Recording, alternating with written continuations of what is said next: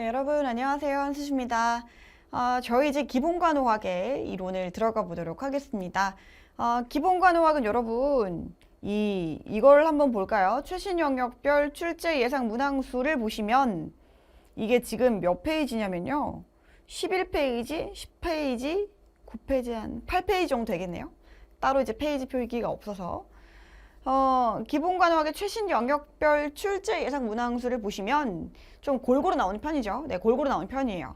근데 이제 좀 문제가 어디에 많이 집중되어 있냐? 챕터 4에 해당하는 산소화 요구, 그 다음에 영양, 배설 요구, 그리고 활동과 운동 요구, 안전 요구, 감염 관리 간호, 투약 간호. 그러니까 진짜 여러분이 나중에 이제 간호사가 되셔가지고 취업해서 정말 술기를 행하는 그런 기술, 행위와 관련된 단원들에서 주로 많이 나오게 됩니다.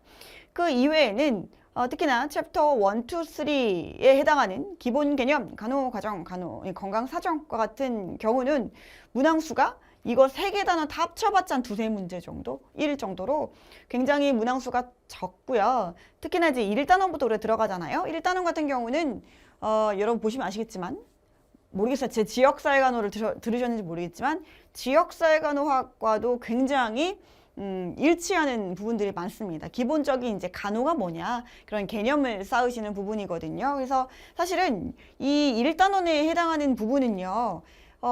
내용이 이 지역사회간호학에서 훨씬 더 중요하게 나오는 부분이거든요. 그래서 이 기본간호에서는 말 그대로 기본적인 개념을 쌓는 식으로 볼 거고 이거에 대해서 더 자세한 내용은 제가 지역사회간호학에서 더 다루도록 하겠습니다. 여기는 딱 기본간호학이니까 기본간호학만큼 다루고 넘어가도록 할게요.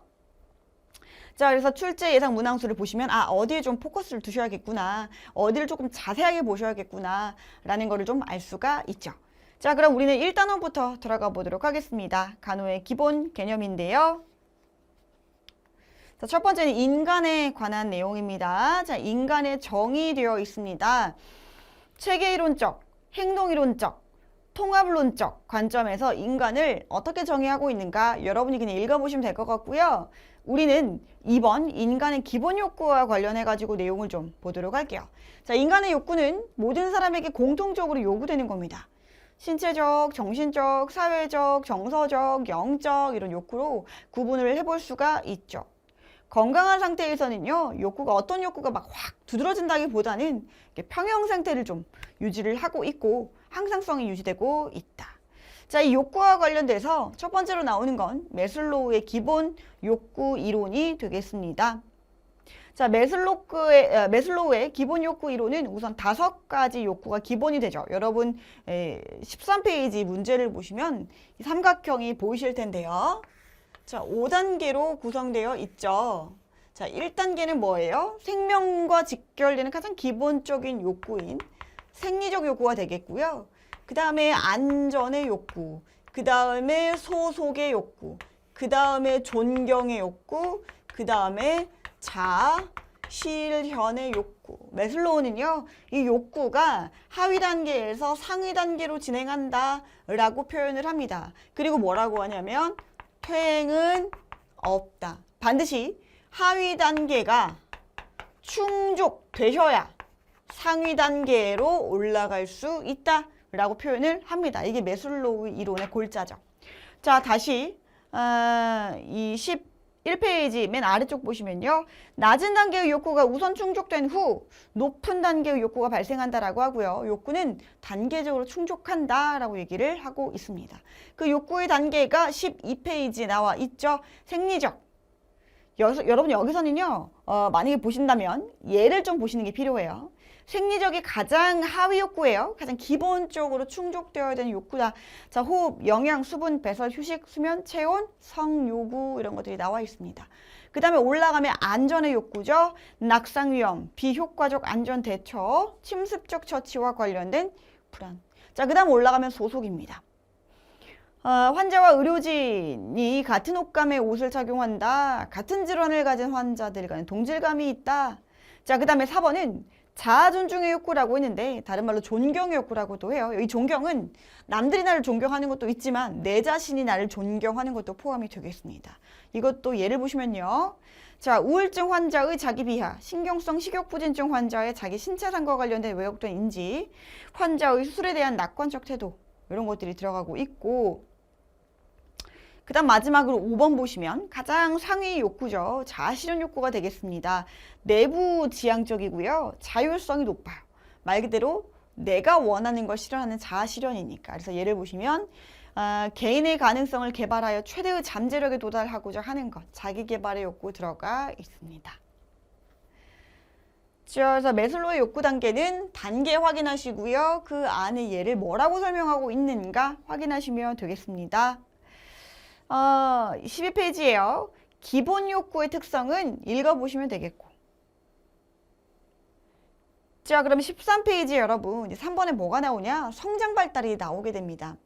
자, 성장 발달의 정의를 좀 볼까요? 성장 발달은 수태에서 임종까지 일어나는 계속적인 특성을 가지고 있으므로 일정 기간이 아닌 일생 동안 진행되는 유전과 환경에 결과하여 성장은 결코 환경만 가지고 되는 거 아니고 유전만 가지고 되는 거 아니고 둘 다 관여하는 것이다. 자, 그러면 성장하고 발달을 엄밀하게 따지면 성장이라고 하는 건 양적 성장을 의미해요. 키가 크고요. 체중이 늘어나고요. 치아가 많아지고요. 골격이 커지는 걸 얘기를 하고요. 발달이라고 하는 건 질적 변화죠. 걸을 수 없었던 사람이 이제 아기는 걸을 수 없잖아요. 근데 걷게 되고 제대로 이렇게 몸을 가누지 못했던 게 몸을 가누게 되고 뛰지 못했던 게 뛰게 되고 이게 발달이죠. 결국 이거를 붙여놓은 개념이 성장 발달이다 라고 하는 개념입니다. 자, 이러한 성장 발달의 원리 볼게요. 예전에 이제 기출이 됐었는데요. 계속적이고요. 순차적이고요. 점진적이고 통합적으로 발달을 하게 된다. 이 순서를 조금 아시는 게 필요한데 자, 방향을 볼게요. 머리에서 다리로, 위에서 아래로, 중심에서 말초로 나타나죠. 그리고 양측성입니다. 그리고 대칭적으로 발달을 한다. 작업으로 보시면 굉장히 크고 단순한 작업이 먼저 일어나요. 그리고 이제 복잡한 활동 기능으로 발달을 하죠. 처음에는 몸통만 움직이다가 나중에는 정교하게 손가락이나 발가락으로 움직일 수 있게 되는 것들로 생각하시면 되겠습니다.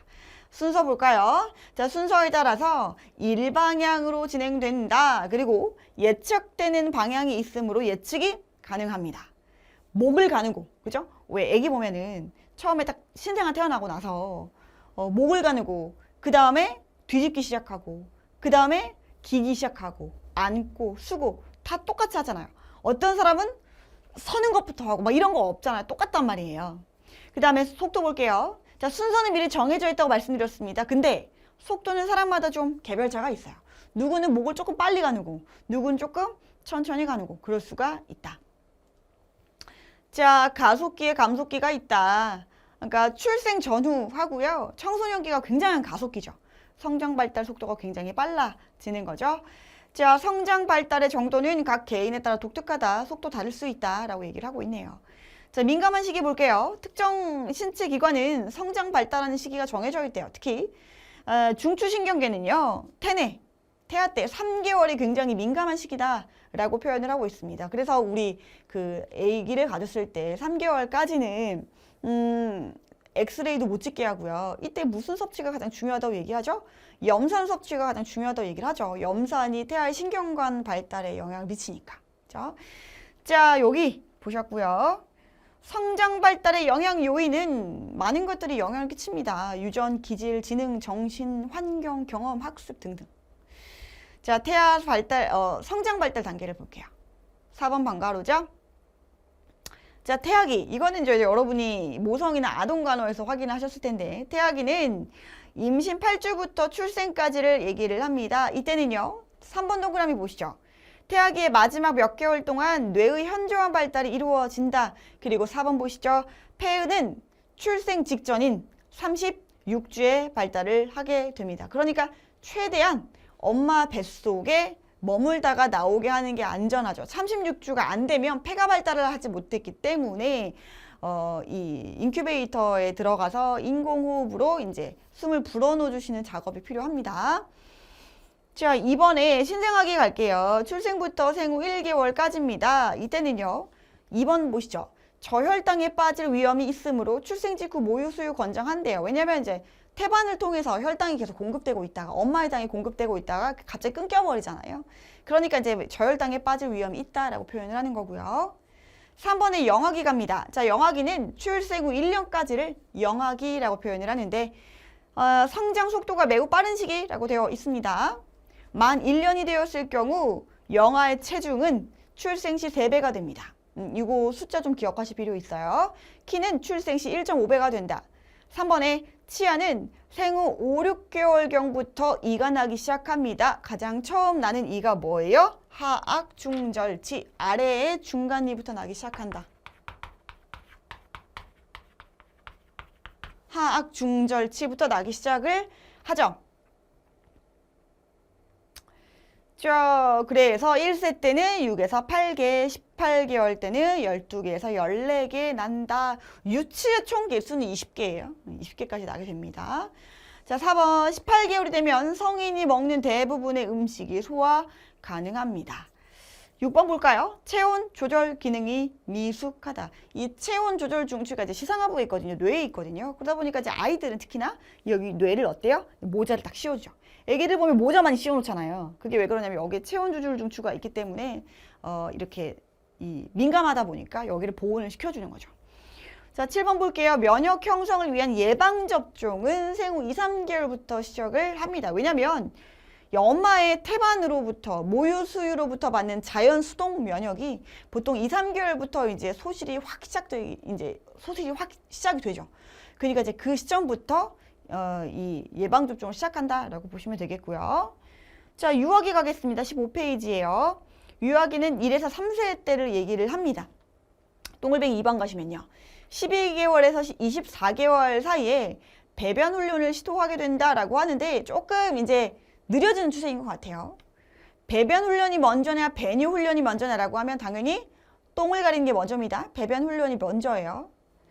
5번 보실까요? 3세 때 아동은 모두 유치가 난대요. 20개 난다고 말씀드렸습니다. 근육 조정력이 크게 향상돼요. 6번 호기심이 많고요. 근데 이제 위험에 대한 인식이 낮아요. 뜨거운 거 막 만지려고 그러고 그런데 막 높은 데 막 올라가려고 하고 그래서 사고의 위험이 좀 높다. 자, 5번은 학령 전개입니다. 3세에서 6세까지인데요. 뼈가 단단해지고요. 근육 조정력이 향상됩니다. 5세가 되면 시력이 완전히 성숙이 된다. 4번에 사회화가 시작된다라고 되어 있고요. 6번 볼까요? 동성애 부모를 동일시해요. 그래서 닮으려고 모방하려고 합니다. 그러면서 사회적 역할을 배우게 된다라는 얘기 나와 있고요. 6번 학령기 갈게요. 자, 여기서는 6세에서 12세까지를 학령기라고 얘기를 합니다. 여기서는 4번 볼게요. 학교 활동 참여를 통해서 협력과 자기 통제력의 발달을 하고 동성 친구와의 관계를 형성하게 되죠. 5번 볼게요. 독립성을 확립하고요. 자신의 사회적 역할을 확인함으로써 정체성 형성이 시작됩니다. 그리고 7번 청소년기 갈게요. 12세에서 18세. 심리적 생물학적으로 성숙기입니다. 그래서 이제 인체, 신장과 체중이 급성장을 하기 시작하고요. 성장이 완료되는 그런 시기가 되겠습니다. 2번에 성적으로 성숙됩니다. 그러니까 이제 임신을 할 수 있는, 그죠? 여자애 같은 경우는 생식 능력을 갖추게 된다. 남자도 마찬가지. 자, 2차 성징이 발현됩니다. 친구들이 생활의 모든 측면에 중요한 영향을 미치게 되죠. 그래서 이때는 이제 부모님보다는 친구, 또래 이런 친구들과 어울리는 걸 중요하게 생각을 하죠. 자, 8번은 성인 전기인데요. 이때는 결혼과 출산을 하고 직업을 선택하게 되는 시기고요. 중년기입니다. 자, 페이지는 16페이지예요. 40에서 64세까지죠. 생산성이 증대된다. 왜냐면 이제 돈을 열심히 버는 시기잖아요. 갱년기가 오게 되고요. 신체적 변화가 오기 때문에 수용하고 적응하는 게 필요하겠네요. 그리고 이때는 내 부모가 늙었기 때문에 노부모를 부양하고 자녀가 나를 떠나게 되죠. 빈둥지 증후군이 오게 된다. 자, 마지막 10번은 노년기입니다. 65세부터 사망까지를 보통 얘기를 하죠. 신체적 기능과 건강이 쇠퇴하고요. 퇴직과 경제적 위축에 내가 적응을 해야겠습니다. 그리고 친구뿐만 아니라 이제 배우자가 사망하면서 가족이 해체되는 시기죠. 이거 적응을 좀 하셔야 된다라고 나와 있네요. 자, 그 다음 보실 건 이제 프로이드의 성적 발달 단계가 되겠는데요. 자, 프로이드는 단계를 5단계로 얘기를 합니다. 리비도라고 하는 성적 에너지가 어디에 집중되어 있느냐에 따라서 구강기, 항문기, 남근기, 잠복기, 생식기라고 얘기를 하죠. 성적 에너지가 구강기에는 입에 몰려 있어요. 그러니까 애기들 어때요? 다 입에 가져가죠. 장난감 쥐어줘도 입으로 가져가고 그죠? 뭐 쥐어줘도 입으로 가져가고 그 다음에 성적 에너지가 항문에 모이는 시기가 항문기예요. 이때는 배변 훈련을 통해서 이러한 쾌감을 느끼죠. 그 다음에 성적 에너지가 남근기에 생식기에 몰리게 되면 그거를 남근기라고 표현을 합니다. 이때는 그래서 약간 자위행위 같은 게 나타나요. 아이들이 자기 생식기를 만지고 놀면서 굉장히 재밌고 기분이 좋다라는 걸 느끼게 되는 시기. 그 다음에 잠복기, 이 성적 에너지가 숨어버리고요. 그 다음에 생식기로 다시 나타나게 된다. 사춘기가 나온다는 시기죠. 자, 여기서 조금 중요한 거 찍고 넘어갈게요. 구강기에서는요. 영아는 빨고 물고 씹는 구강 활동을 통해서 가장 큰 만족감을 얻는다. 그러니까 여기에서 이런 구강 만족이 제대로 되지 못하면 우리 정신간호에서 배우셨죠? 어때요? 이 입과 관련된 결핍 증상이 나타나요. 나중에 커서. 구강기가 결핍된 거죠. 그러니까 자꾸 뭔가를 막 군것질을 한다든지 알코올 의존이 된다든지 남의 험담을 하고 다닌다는 등의 행동이 나타난다게 된다는 거죠. 심리학적으로 봤을 땐. 두 번째는 항문기. 이때는 배설하는 거에서 큰 기쁨을 느낍니다. 이때 배변 훈련을 너무 엄격하게 하게 되면 어때요? 네, 결벽증 같은 증상들이 나타날 수 있다고 했죠. 자, 남근기는 3에서 6세입니다. 생식기가 즐거움의 대상이 돼요. 그리고 아동은 동성애 부모를 동일시합니다. 동시에 경쟁자로 느끼죠. 딸 같은 경우에는 아빠와 결혼하고 싶어. 아빠를 사랑하기 때문에 엄마를 경쟁자로 느끼게 되고, 아들 같은 경우에는 엄마를 사랑하기 때문에, 그죠? 아빠를 경쟁자로 느끼게 되는 시기가 되겠습니다. 그래서 아빠를 경쟁자로 느끼다, 오이디푸스 컴플렉스. 엄마를 경쟁자로 느낀다, 딸이죠? 엘렉트라 컴플렉스 나와 있네요. 자, 그리고 남자의 아이들, 그러니까 아들이죠? 남자아이들 같은 경우에는 남근에 대해서 부러워해요. 그죠? 그리고 본인의 남근이 거세당할까봐 불안해한다라는 거세 불안이 있다라고 표현을 합니다. 자, 잠복기는요. 이제 학교를 다니는 초등학생 시기잖아요. 사회적 역할을 익히고요. 성적 충동이 좀 감소됩니다. 그러다가 다시 생식기 되면요. 성호르몬이 막 분비를 하면서 사춘기가 시작되고 생식기가 시작이 된다라고 되어 있죠. 자, 이게 프로이드고요. 그 다음에 이제 보시는 게 삐아제가 되겠습니다. 삐아제의 인지발달 이론은 말 그대로, 그러니까 프로이드는 성적 발달에 초점을 뒀다면 삐아제는 인지 발달에 초점을 뒀다고 보시면 되거든요. 감각운동기는 출생에서 2세까지인데요. 자극에 반응하고 행동을 해요. 이때는 대상 영속성의 개념을 획득하게 되거든요. 대상 영속성이라고 하는 건 뭐냐면 대상이 눈앞에 보이지 않아도 영속한다는 개념이에요. 그러니까 엄마가 당장 내 눈앞에서 사라져도 엄마는 다시 돌아온다는 걸 안다는 거예요. 축구공이 당장 내 앞에 사라져도 축구공은 어딘가에 있을 것이다라는 대상 영속성의 개념을 획득한다. 그리고 두 번째는 전 조작기로 들어갑니다. 2세에서 7세까지인데요. 자, 이때는요. 두 번째 줄 보세요. 상상놀이를 해요. 상상놀이는 뭐냐면 TV를 보거나 아니면 이제 부모를 보면서 봤던 것들 있죠? 그거를 내가 상상하면서 놀이를 하는 거예요. 내가 엄마고 아빠야. 아빠 다녀왔습니다. 밥 해줄게요. 이러면서 막 소꿉놀이 하는 거예요. 그게 상상놀이. 그 다음에 자기중심적으로 사고를 합니다. 그래서 어떻게 하냐면요. 애들이요. 숨어요. 술래잡기 하자 그러면은 숨어요. 숨는데 머리만 숨어요. 머리만 숨면 자기 안 보이잖아요. 그럼 자기 안 보일 거라고 생각을 하는 거죠. 그래서 머리만 딱 숨는. 그런 게 이제 자기중심적 사고죠. 그 다음에 물활론. 물활론은 뭐예요? 이런 사물들이 살아있다고 생각하는 거예요. 그래서 이렇게 인형을 때려놓고 인형아 아프지, 돌멩이야 아프지 뭐 이런 것들. 그 다음에 직관적 사고를 한다. 자, 그 다음에 구체적 조작기로 들어가시면요. 이때는 논리적 저작과 체계적 추론이 가능한데 보존 개념을 획득합니다. 이건 뭐냐면 모양이 바뀌어도 양은 바뀌지 않는다는 개념을 획득하는 거예요. 그러니까 이건 뭐냐면 이러한 통에 물이 요만큼 담겨 있어요. 요거를요. 이러한 통으로 바꾸잖아요. 이 물의 양은 동일하거든요. 근데 그전에는 이해를 못해요. 이게 더 많아 이런단 말이에요. 근데 이제는 이게 같다는 걸 이해한다는 거예요. 그게 보존 개념 되겠습니다. 구체적 조작기. 그리고 이제 형식적 조작기를 가시면 11세 이후죠. 구체적이고 실질적인 상황을 넘어서 그전에는 눈에 보이는 것 위주로 본단 말이에요. 그 보이는 것만 생각할 수 있단 말이에요. 근데 이제는 상징적인 추론을 할 수 있어요. 만약에 이랬다면 어떻게 됐을까? 이렇게 한다면 이건 어떻게 될까? 라는 추론이 가능해요. 그래서 가설을 만들고 그 가설 안에서 문제를 해결할 수 있죠. 그게 바로 형식적 조작기가 되겠습니다. 그 시기에 중요하게 진한 개념들 나와 있잖아요. 그거 위주로 여러분이 생각하시면 되겠고요. 그 다음에 이제 에릭슨인데 17페이지. 에릭슨의 심리사회적 발달 이론 보이시죠?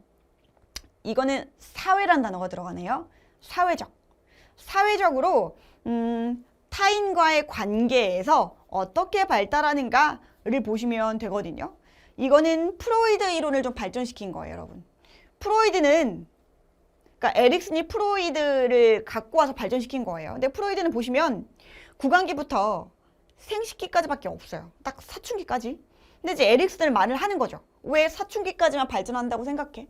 사람이라는 거는 타인과 어울려 살면서 사회적으로 사람과 역할을 하면, 그러니까 역할 기능을 하면서 계속적으로 발전해 나가는 건데 왜 청소년기까지만 얘기를 해? 라고 하고 이거는 이제 노년기까지 확장을 합니다. 자, 그래서 보시면 발달 과업을 얘기하죠.